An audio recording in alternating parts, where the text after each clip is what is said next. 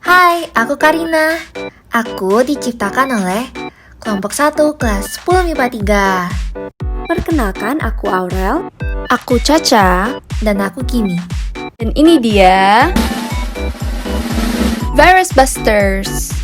Misi kami adalah membuat sebuah game pintar guna mengajak pemainnya untuk menjaga kebersihan, keindahan, dan kenyamanan sebelum, saat, dan pasca pembelajaran.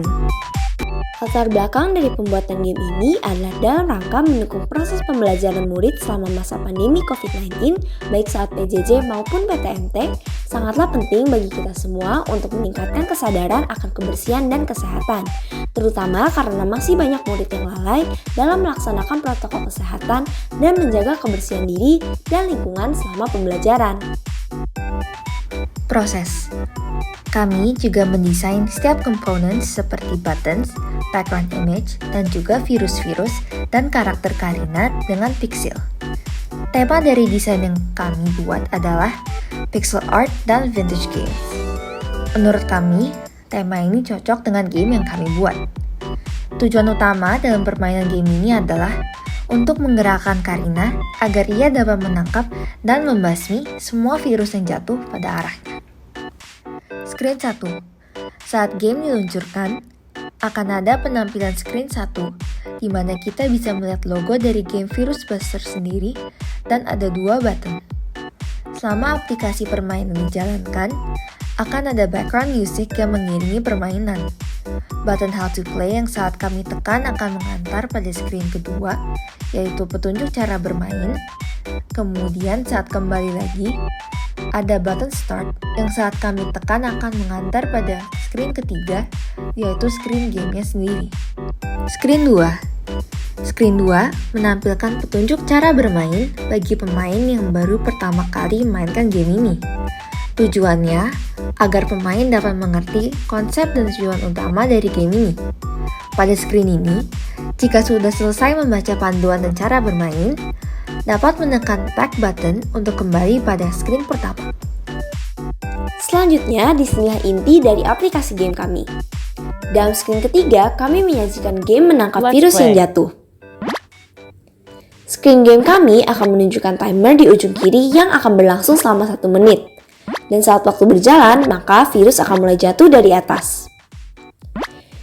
Karina harus digerakkan dengan cara dipindahkan menggunakan jari sesuai arah jatuhnya virus untuk menangkap virus sebanyak-banyaknya dalam kurun waktu yang diberikan. Pada ujung kanan screen, kami menampilkan skor permainan. Setiap satu virus yang ditangkap akan menambah 1 poin bagi Karina dan pemainnya. Jika ada virus yang tidak tertangkap, maka skor tidak berubah.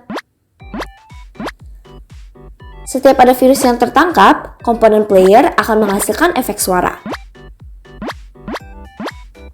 Saat waktu habis, maka permainan akan selesai, dan pemain akan dipindahkan ke screen 4. Komponen utama yang kami gunakan untuk merancang game adalah image sprite. Image sprite akan bereaksi dengan sentuhan dan gerakan dari pemain, seperti pada karakter Karina.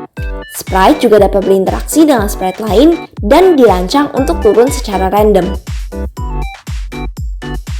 Setelah menyelesaikan permainan selama 1 menit, pemain akan dihantar pada screen 4 di mana pemain bisa melihat hasil skor permainan tadi. Kami menggunakan komponen TinyDB untuk menyimpan hasil skor dari screen 3. Lalu di bagian bawah ada button Next untuk menghantar pemain ke screen 5 menuju akhir game. Semua button di aplikasi game ini menggunakan komponen text-to-speech untuk mengeluarkan suara. Dan juga ada button Play Again untuk pemain yang ingin memainkan game ini lagi dengan kembali berpindah ke screen 3. Dalam screen terakhir, kami menampilkan ucapan terima kasih berupa GIF dan juga pesan moral dari game kami. Kami memberitahu apa yang bisa diambil dari permainan yang tadi dimainkan dan penjelasan mengenai misi kami. Lalu ada button Home yang mengantar kami balik ke screen 1. Dalam proses pelaksanaan pembuatan game ini, kami belajar tentang banyak hal seperti brainstorming, menyusun blok supaya game bisa berjalan, memvisualisasi bagaimana game kita akan berjalan, dan banyak lagi. Proses ini juga mengajarkan kami untuk usaha mencari referensi-referensi sendiri, bukan hanya yang disediakan oleh guru. Dan kami pun mencari bantuan dari Pak Cahyo dan memohon bimbingan Tuhan. Selama proses pembuatan, ada beberapa blok yang awalnya mengalami kendala, sehingga tidak dapat berjalan sesuai dengan yang diinginkan. Mengetahui kendala tersebut, kami pun mencari solusi dengan mencari tahu dan riset lebih dalam, serta mendapat bimbingan dari Pak Cahyo. Tidak lupa juga, kami selalu membawa proyek ini ke dalam doa agar semua kendala yang dihadapi dapat ditemukan jalan keluarnya.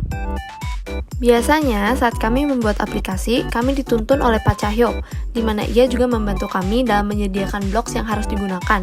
Namun, pada proyek ini, kami harus mencari referensi sendiri dan mengerti lebih dalam sendiri tentang blocks yang kami pakai, sehingga ada saat di mana kami merasa kewalahan atas informasi baru yang harus diterima. Namun, dari proses ini, kami dapat belajar banyak, bukan hanya dari Meetup Inventor, tapi juga dari proses di mana usaha kami dituangkan. Demikian video dari kami, kelompok 1 10 MIPA 3. Terima kasih.